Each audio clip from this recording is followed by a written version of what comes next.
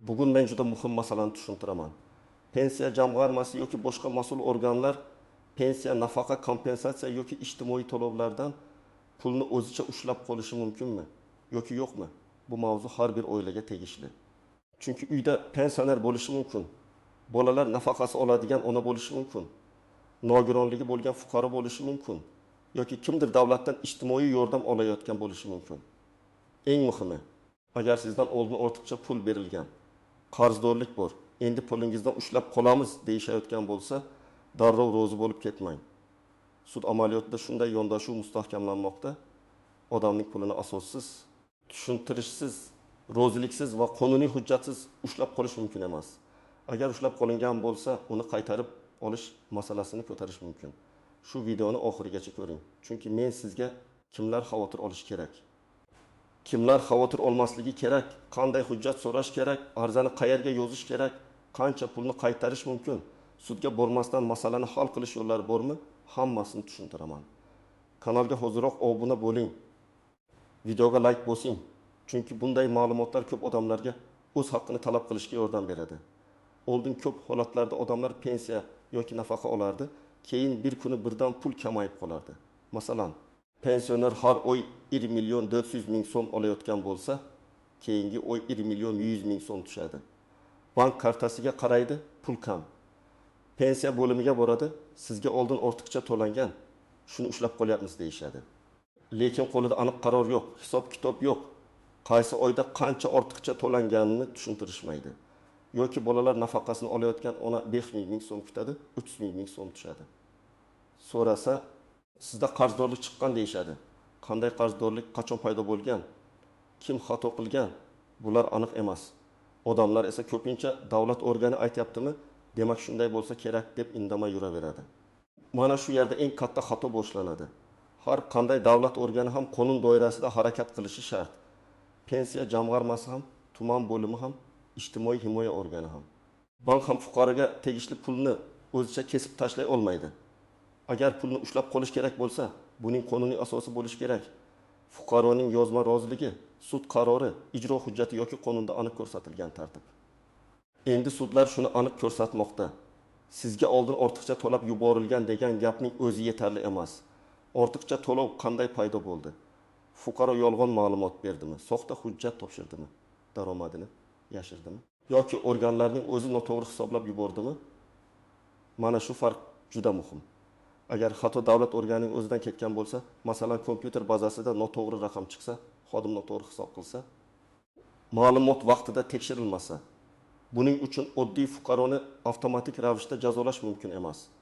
Ayniqsa bu pul yashash uchun eng zarur mablag' bo'lsa, pensiya, nogironlik nafaqasi, boquvchisini yo'qotganlik pensiyasi, bolalar nafaqasi, kam ta'minlangan oilaga yordam kabi to'lovlar. Men buni oddiy tilda aytaman. Sizga pul berildi. Siz uni oziq-ovqatga, dori-darmonga, kommunal to'lovlarga, bolalarning kiyimiga ishlatdingiz. Oradan 6 oy yoki 1 yil o'tib, sizga biz xato qilibmiz, endi har oylik pulingizdan ushlab qolamiz deyishsa, bu avtomatik tarzda qonuniy bo'lib qolmaydi. Siz menga hisob-kitobni ko'rsating, qarorni bering. Qaysi qonun asosida ushlab qolyapsiz? Men rozilik berganmanmi deb so'rashga haqlisiz. Birinchi navbatda pensionerlar bu masalani bilishi kerak. Chunki pensiya bo'yicha ortiqcha to'lovlar ko'p uchraydi. Masalan, fuqaro 2022 yilda ish staji bo'yicha pensiyaga chiqdi. Hujjatlar topshirildi, pensiya tayinlandi. 2024 yilda tekshiruv bo'ldi va sizning 1 yillik stajingiz noto'g'ri hisoblangan. Pensiyangiz aslida 1.6 ming so'm kam bo'lishi kerak edi deyishdi. Keyin 24 oy uchun 1.6 ming so'mdan hisoblab 3 million 600 ming so'm qarz chiqarishdi. Shundan keyin har oy pensiyadan 20% ushlab qolishni boshlashdi. Savol: fuqaro o'sha stajni o'zi soxtalashtirdimi? Yolg'on ma'lumot berdimi? Hujjatni qalbakilashtirdimi? Agar yo'q bo'lsa, agar xato tekshiruv o'tkazgan organ yoki hujjatni qabul qilgan tizim tomonidan bo'lgan bo'lsa, unda bunday qarzni avtomatik undirishga asos yo'q bo'lishi mumkin. Fuqaro buni bahslashi kerak. Ikkinchi guruh nogironligi bo'lgan shaxslar va ularning oilalari. Nogironlik pensiyasi yoki nafaqasi ko'pincha doimiy davolanish, dori, reabilitatsiya, yo'l xarajatlari uchun ishlatiladi. Tasavvur qiling, odam 1 million 200 ming so'm oladi. Undan 300 ming so'm ushlab qolinyapti. bu pul uning do'risiga yetmasligi mumkin. Shuning uchun organ qarz bor deganda. Odam darrov hujjat talab qilish kerak. Qarzdorlik nimadan kelib chiqdi? Davolanish guruhi o'zgarganmi?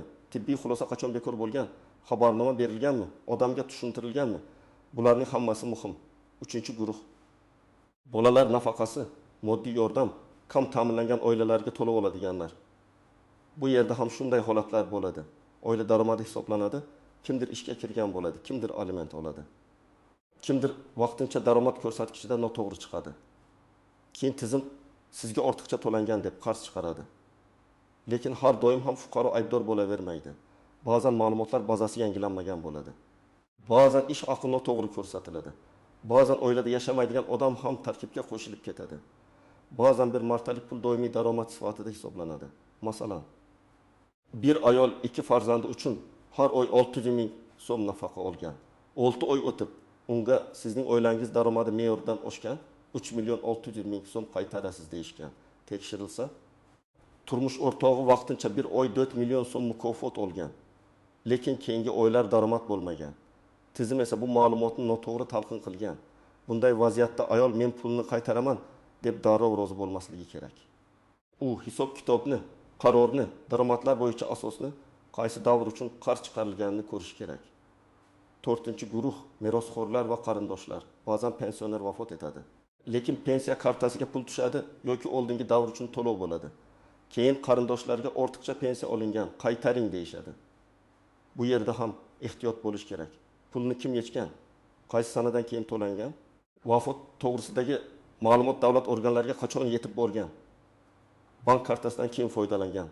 Agar haqiqatan ham vafot etgan shaxs nomidan noqonuniy pul yechilgan bo'lsa, bu alohida masala.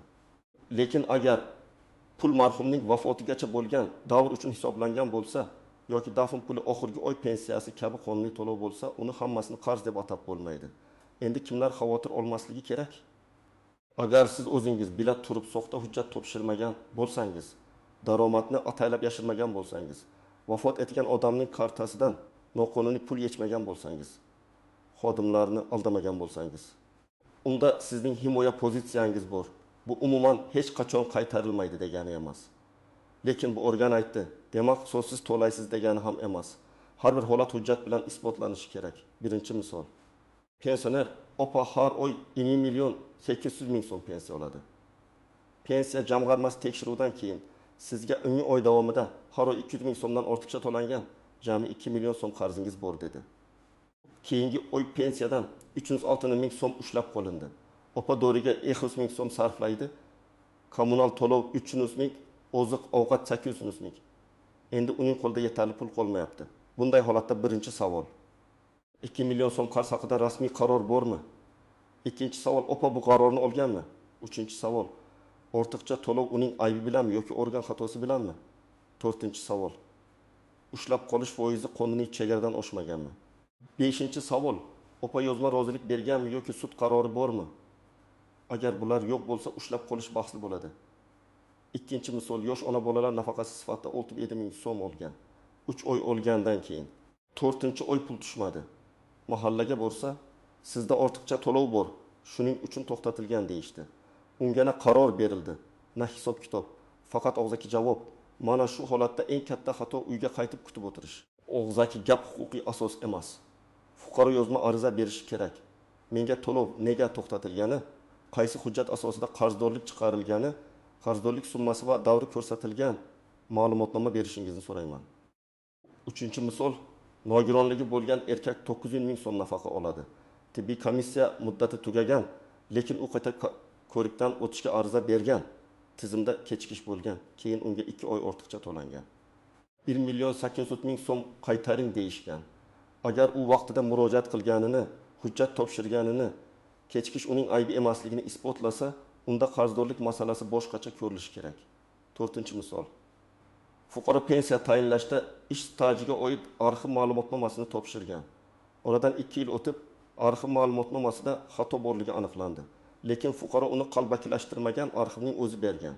Pensiya bo'limi sizga 6 million so'm ortiqcha to'langan dedi. Bunday vaziyatda fuqaroni avtomatik aybdor qilish to'g'ri emas. Chunki u davlat yoki arxiv bergan hujjatga ishongan. Xato kimdan ketgani aniqlanishi kerak. Endi muhim istisnolar bor.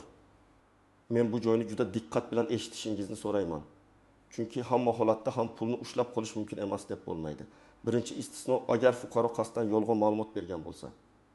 Masalan, oila daromadini yashirgan, ishlayotganini aytmagan, turmush o'rtog'i bilan birga yashab turib, hujjatda boshqacha ko'rsatgan, soxta ma'lumotnoma topshirgan. Bunday holatda ortiqcha to'langan pulni qaytarish talabi qonuniy bo'lishi mumkin. Hatto ba'zan ma'muriy yoki jinoiy javobgarlik masalasi ham chiqishi mumkin.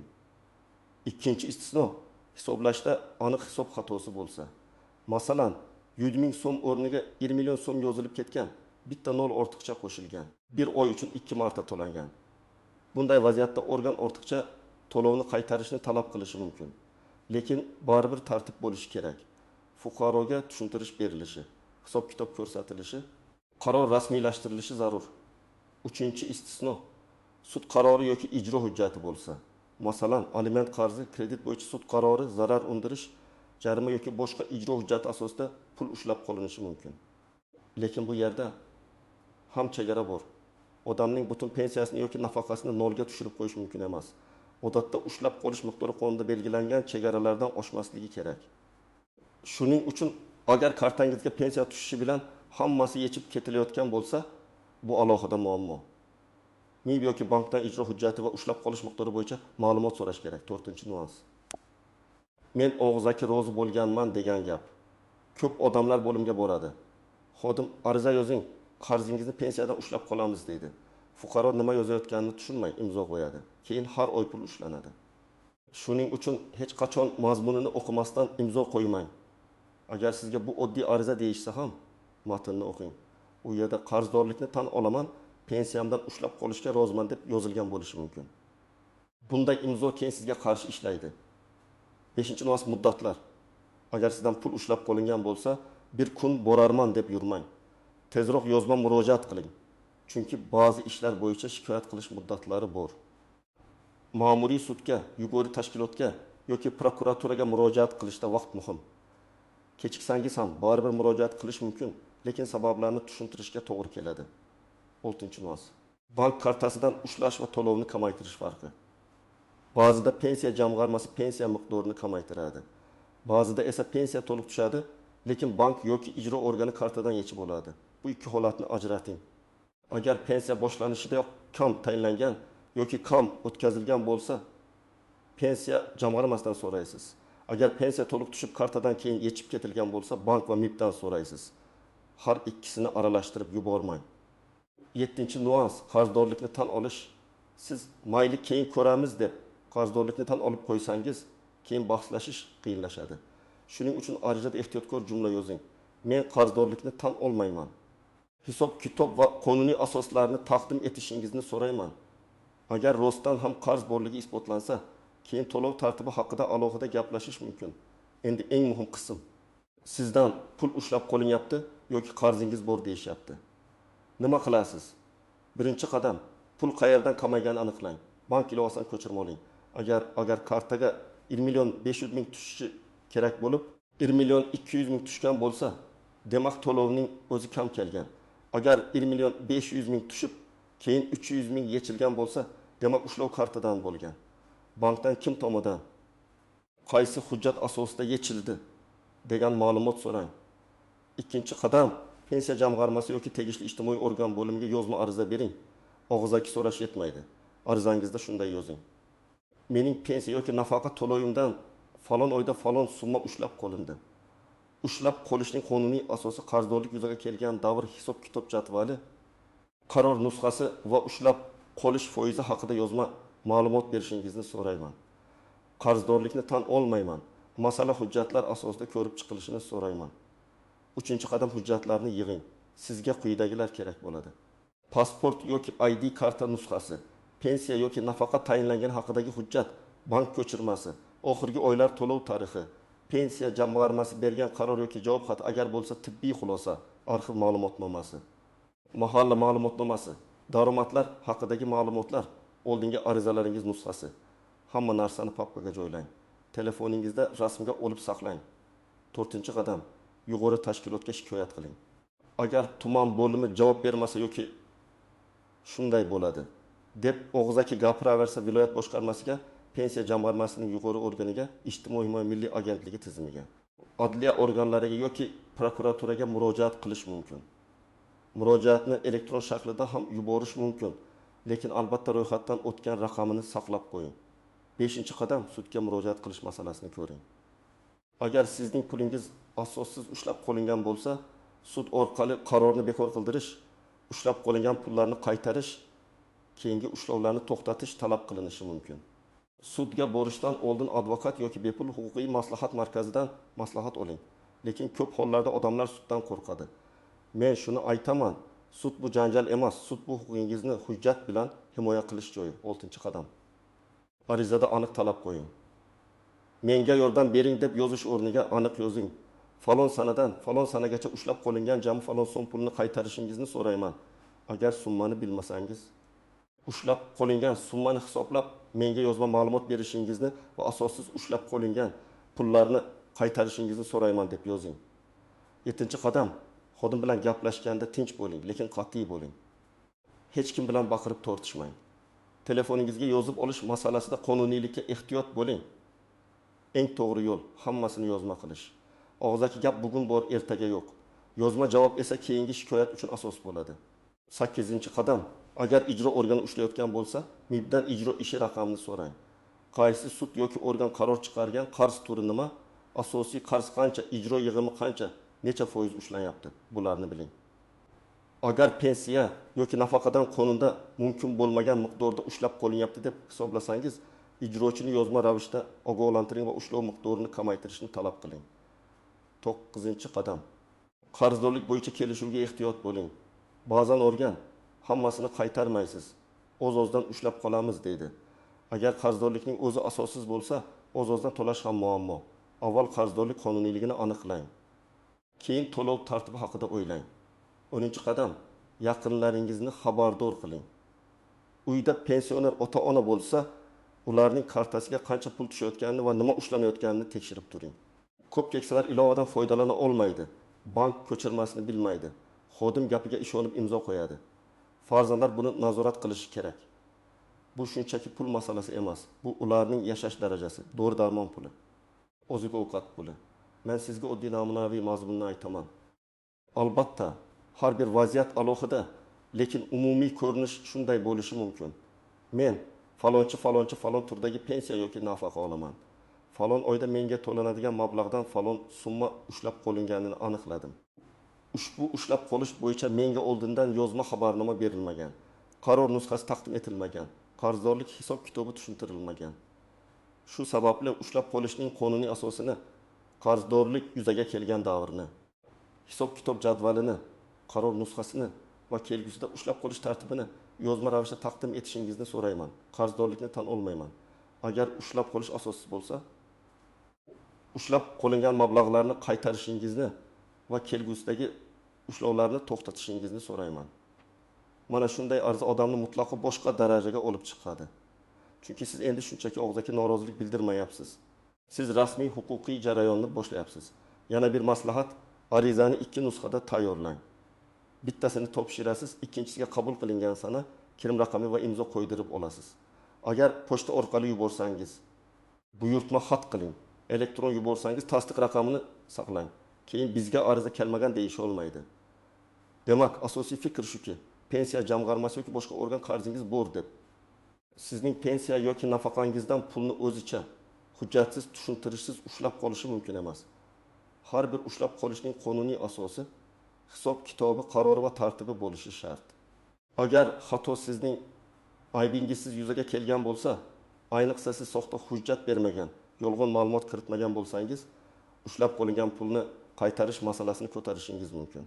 Lekin agar haqiqatan ham yolg'on ma'lumot berilgan, soxta hujjat ishlatilgan yoki sud qarori mavjud bo'lsa, vaziyat boshqacha bo'ladi. Shuning uchun har bir holatda hujjatni ko'rish, hisob-kitobni tekshirish va shundan keyin qaror qilish kerak. Mening sizga eng asosiy tavsiyam, og'zaki gapga ishonib qolmang, hujjat talab qiling, bank ko'chirmasini oling, ariza yozing, qarzdorlikni darrov tan olmang.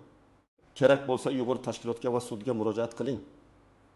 Bu sizning haqqingiz. Pensiya va nafaqa ko'p odamlar uchun yagona daromad manbai. uni asossiz ushlab qolish oddiy xatolik emas.